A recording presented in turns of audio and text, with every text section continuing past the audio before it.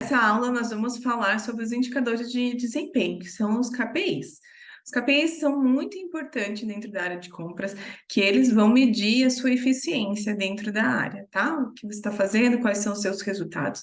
Então, é muito importante que você, se você não tem um indicador de desempenho, tanto de save, tanto de quantidade de pedidos que você emite durante o mês, é muito importante que você coloque isso dentro daí do seu dia a dia para que você realmente mostre seus resultados, tá? Antes de falar aqui dos KPIs, né, da quantidade, quais são eles que eu gosto, quais que eu utilizei aí, explicar cada um deles. Primeiro vamos aí explicar o que que é realmente o KPI, né? O que que é aí o indicador de desempenho, tá? Eles são indicadores chaves, que nem eu falei, são indicador-chave para que você mensure aí a sua performance e realmente dê resultados. Então, vamos colocar aqui a tabela SMART, que ele tem que ser específico, tá? É uma precisão no que a empresa espera como resultado. O KPI ele tem que ser mensurável, tá? Ele deve ser possível de medir. Não adianta você colocar aí um KPI, um indicador de desempenho que você não consegue medir.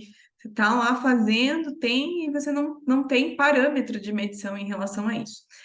Tem que ser atingível, então ele deve ser possível de ser realizado, ainda que represente um desafio. É um desafio, vamos lá, eu tenho um save de 10% mensal. É um desafio, mas tem que ser atingível. A gente está num momento do mercado, que o mercado só aumenta, aumenta, aumenta. Colocar ali um save muito alto vai ser muito difícil de você alcançar. Então, ele tem que ser atingível, né? Não tem que ser fácil, mas também tem que ser atingível. Você tem que ter aquele esforço, mas você sabe que você vai conseguir aí alcançar. Tem que ser relevante, deve ser importante, alinhada com o planejamento da empresa.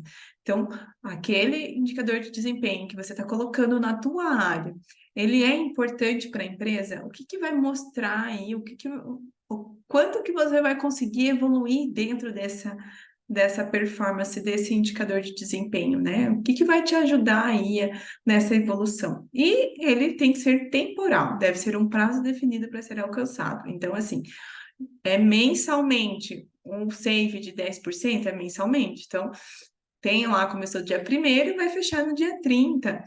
Enfim, é temporal, tem que ser aí um tempo estabelecido para que você consiga realmente fazer com que aconteça esses indicadores, tá? Um indicador muito importante que eu acho é o percentual de compras emergenciais. Muitos dos compradores, eles não colocam, ele não mede isso, não mede o seu esforço para compras emergenciais, e isso faz com que atrase o seu processo diariamente, né? Atrase aí, eu não consegui fazer uma boa negociação, não consegui entrar em contato com o fornecedor, comprei mais caro, mas por quê? Né? Então, um percentual de compras emergenciais, elas têm que ser medido e a meta tem que ser zero, né? Ou o menos possível, porque compras emergenciais são realmente para momentos emergenciais. E a maioria dos compradores reclamam que não consegue fazer teu trabalho realmente eventual, o trabalho de estratégico, justamente por essas apagar incêndio. E como que se faz isso, né? Então, eu tenho um total de itens adquiridos de 1.000 unidades e um total de itens aí de 48 unidades como itens emergenciais. Então, em um mês, eu comprei 1.000 itens. Desses 1.000 itens, 48 eram emergenciais. Como que eu faço esse cálculo? 48 vezes 100, que é a porcentagem, dividido por 1.000.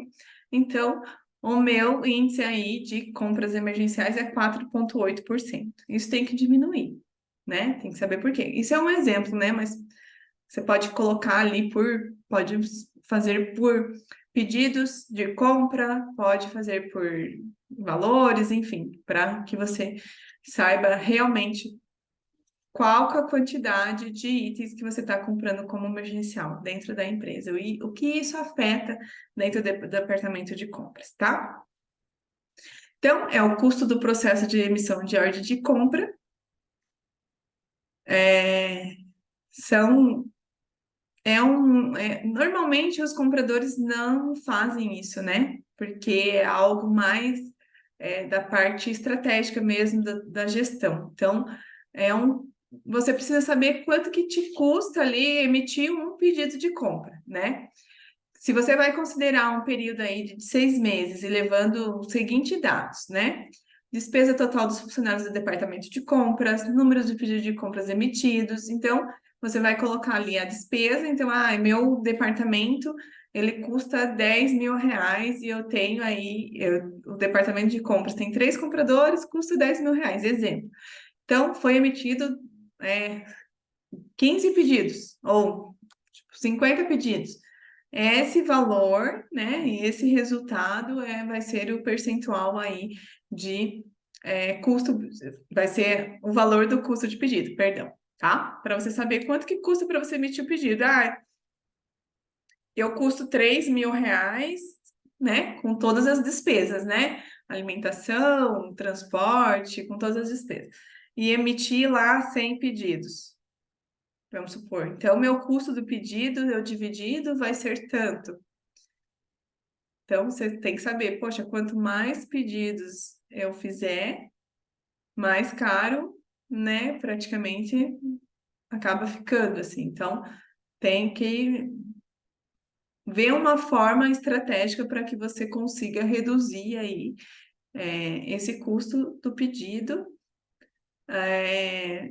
Para que você não perca tempo, né? Otimize teu tempo para você conseguir realmente fazer algo mais estratégico, tá?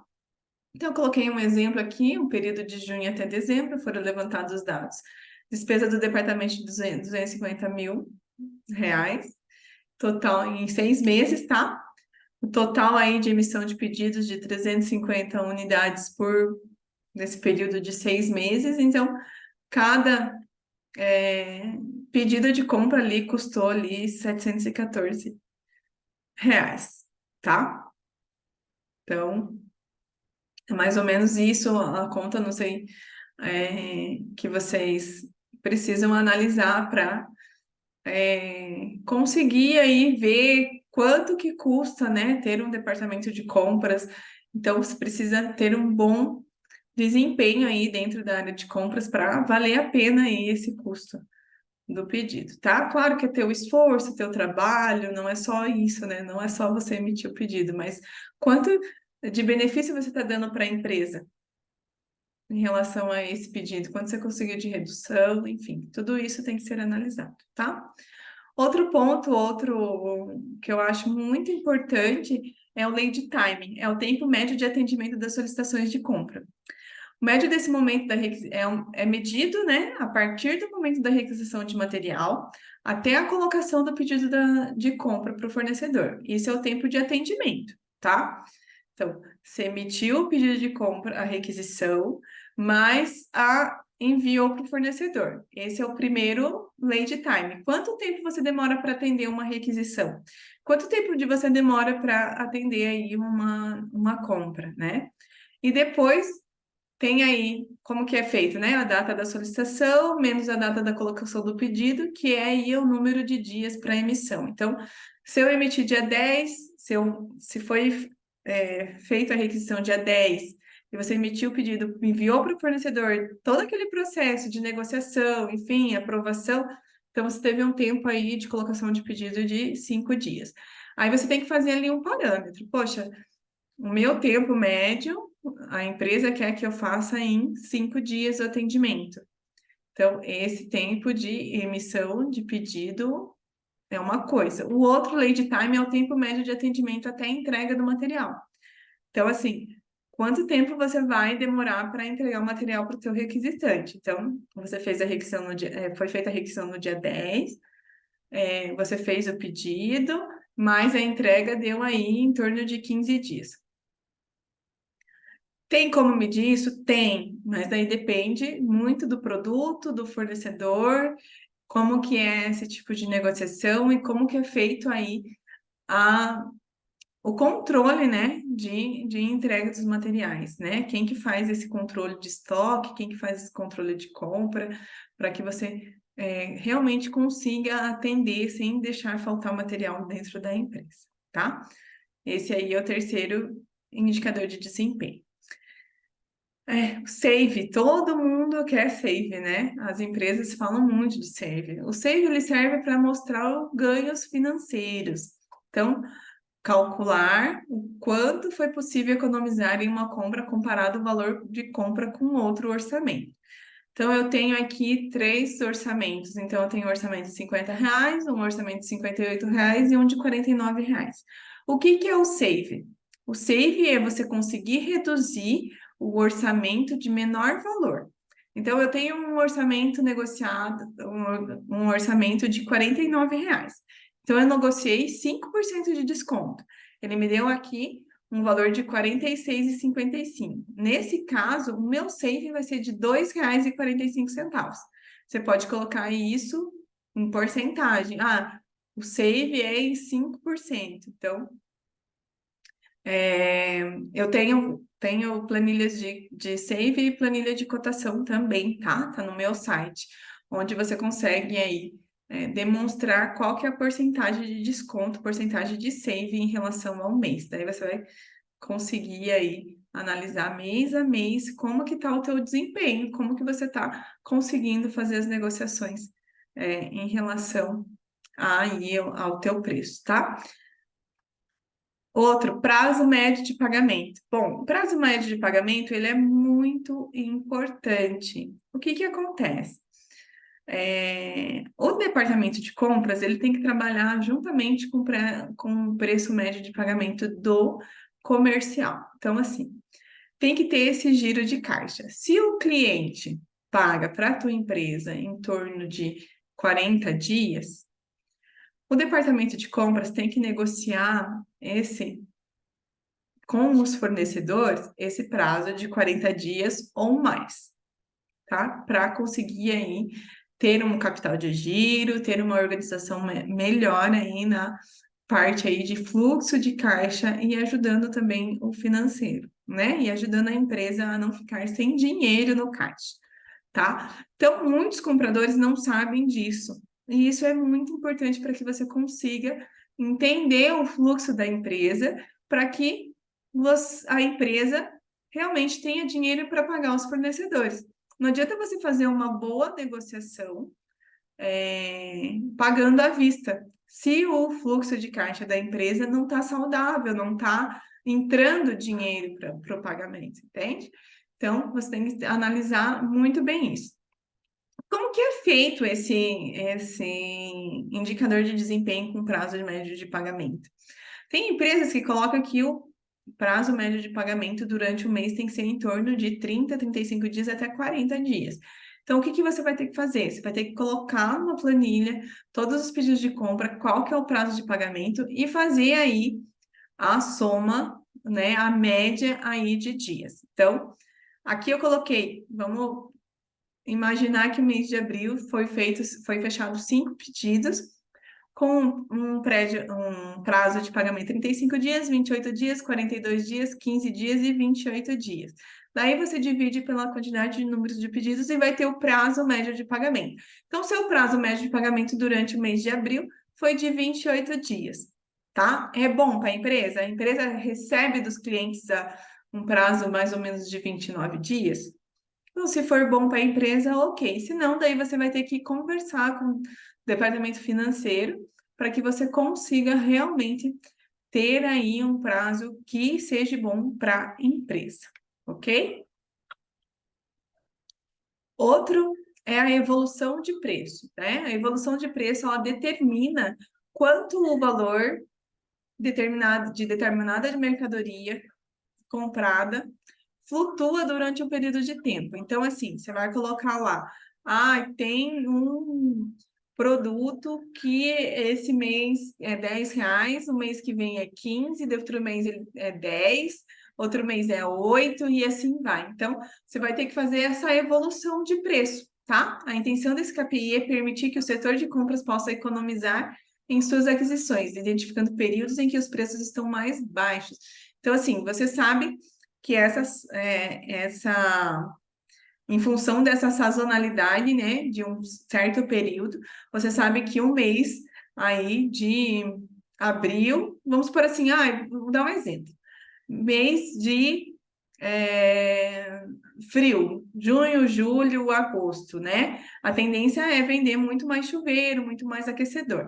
Então, você sabe que nesse período você tem aí um custo muito grande, né, em relação a esses itens. Você vai comprar mais caro. Então, o que que você precisa fazer? Você precisa se antecipar, conseguir analisar aí um período de uma melhor compra para que você consiga aí aproveitar o custo desse produto para revenda, enfim, né? Para que você não compre no período de frio que você sabe que vai custar mais caro. Ok? Assim é a função dessa sazonalidade da empresa, pode contratar baixo de preços e fazer um estoque, por exemplo. Então, vamos lá no verão, como que tá isso? Quanto que isso vai representar se eu adiantar um pouco a compra desse chuveiro que eu sei que vai vender, né? No período de frio, quanto que eu posso adiantar? O que que eu posso fazer para que a empresa consiga aí ter é, um custo menor e também conseguir aí aumentar aí seu lucro na venda nesse período mais frio, tá bom? Então, seria essa evolução aí de preço, tá? Depois tem o KPI, que é os níveis de entrega. Então, você tem que avaliar aí os fornecedores escolhidos para a empresa. Então, você vai fazer uma tabela, tá? E você vai colocar ali os principais fornecedores, você pode colocar até relacionado à curva ABC mesmo que a gente conversou, e colocar ali como que tá, se tá atrasado, se não tá, e daí você vai classificar se é bom, ruim, se é ótimo, e daí, se o fornecedor tiver ali muito ruim, você pode colocar ali uma quantidade, daí você desenvolve novos fornecedores. Ele é desclassificado e você vai ter que desenvolver um novo fornecedor. O que que você pode medir? Atraso de entrega, mercadorias com defeito, a taxa de devolução. Então, e vários outros aspectos que referem diretamente à qualidade e eficiência do fornecedor. É muito importante que, pelo menos os fornecedores principais, você tenha aí essa análise para que você consiga medir a eficiência do fornecedor e verificar mesmo se esse fornecedor não está te dando muito problema ou se ele está trabalhando para você, né? Porque o fornecedor bom é aquele que você compra, tem o valor, negocia o valor, ele entrega e fechou, né? Não tem problema de nota, não tem problema de entrega, não tem problema de você ficar ligando toda hora para ele te atender. Isso que é fornecedor bom. Então, esse nível de entrega, qualidade do fornecedor, é importante que você faça aí esse indicador de desempenho, tá?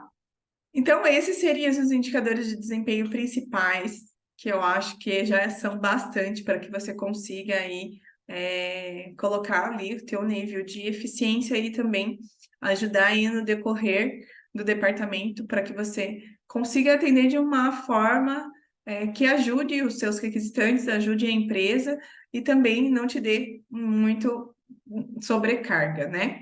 Então é isso. Então, até a próxima aula.